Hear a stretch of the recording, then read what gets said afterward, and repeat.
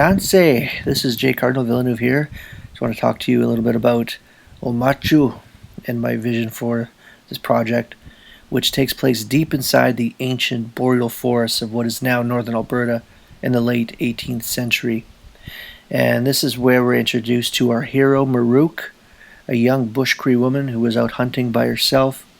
She's got her .30-30 Savage musket rifle in hand, and I see her garbed in moose-hide moccasins with strips of rabbit fur, well-worn fringed deerskin dress, trimmed with rows of porcupine quills and moose teeth, beaver skin medicine bag satchel slung across her back, magpie feathers in her hair, and symmetrical tattooed lines on her chin.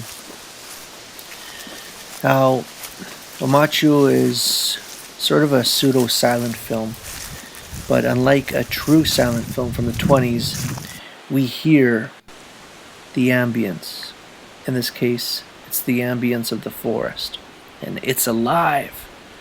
And we come to understand that the boreal forest is a powerful living organism within itself, and how beautiful that is.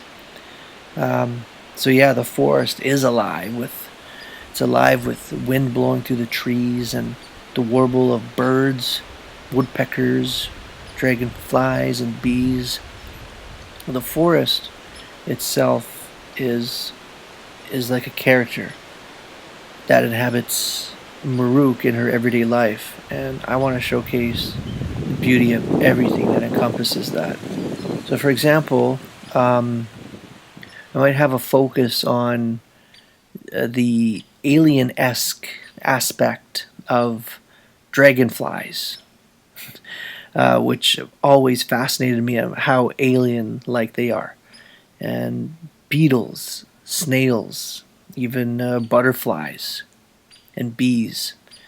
And you already know that I want to shoot this on Super 8mm film, and it would be something to really have these wide shots of the forest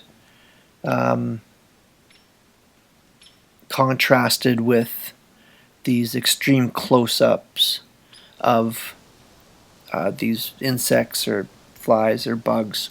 I want to showcase these really cool things that I found in the forest. This is all my video footage deep in the bush, by the way, northern Alberta. For instance, like these decaying hornet nests that were just dangling amid the brush, and these beetle-infested fallen trees, where we can see the cool designs that they leave behind. But also,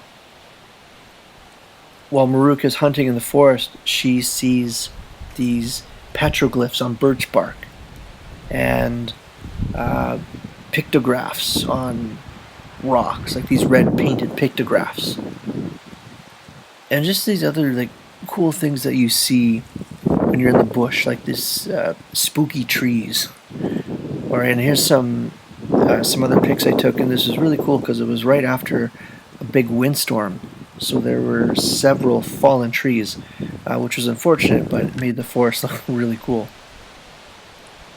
Now here's some footage I shot on my iPhone with the Super 8 app, and I just wanted to sort of compare that with just the regular digitally shot iPhone footage with this Super 8 app and what it would look like. So it really gives you a sense of how beautiful it could be if we could shoot in the bush on film. Now, Omâcîw is a hunter, so she studies various animal tracks that she spots on the ground. She also sings quietly and picks berries, plucks flowers, leaves, other medicinal plant herbs, which she places carefully in her satchel. Also moss and birch bark shavings for fire, which we find out later is used to burn the Wheat-to-go monster.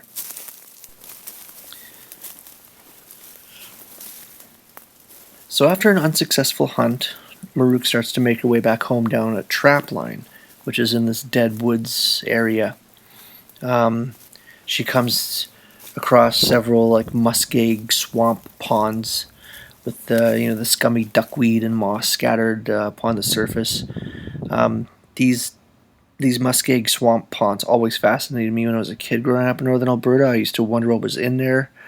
It was like scary and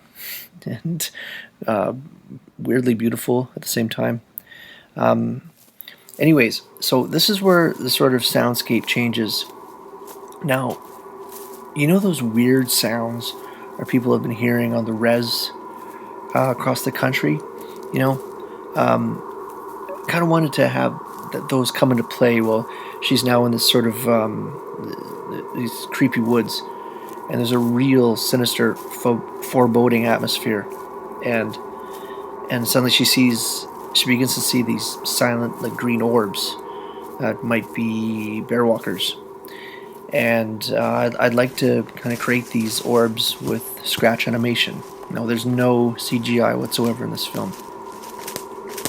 And then suddenly a snort, and standing in her path is a big, menacing Chippewa man, Black Powder, the sorcerer shaman, if you will, shrouded in fur and feathers and animal skins, and he's on a large white horse which is painted with pictographs decorated with Indian paintbrush. Now, for an instant, behind him, she sees these strange beings performing a dance, the Wetigo dance. And, well, she's sort of mesmerized on that. Black Powder speaks to her in Chip, but she doesn't answer. And so he speaks to her in Cree, but she still doesn't answer. And so he says to her in English, "Do you even speak?" Which I think is a little humorous moment between them, even in this like ominous situation. And here's some images of what he may look like, Black Powder. By this point, the dancers have disappeared behind him, and Maruk notices a chain running from the horse and beyond, like into the bush. Suddenly, the Wetigo monster rises from the ground and he stands upright. And we see it in all its disgusting glory. The only garb it has on is an old, tattered, possibly burnt Hudson's Bay blanket. And maybe it's wearing this old priest collar. This is a person playing the monster. Remember, there's no CGI. This is straight up bush theater overdosing on cinema. And anyways, at the end, now it's revealed that Maruk is actually hunting the Wetigo, and this Chippewa man, Black Powder, has inadvertently led the monster right to her.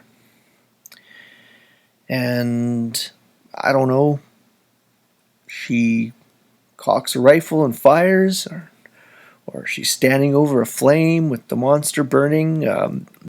We see Maruk like smashing two rocks together to ignite a spark for the fire, but she's also smashing the monster's skull, brains.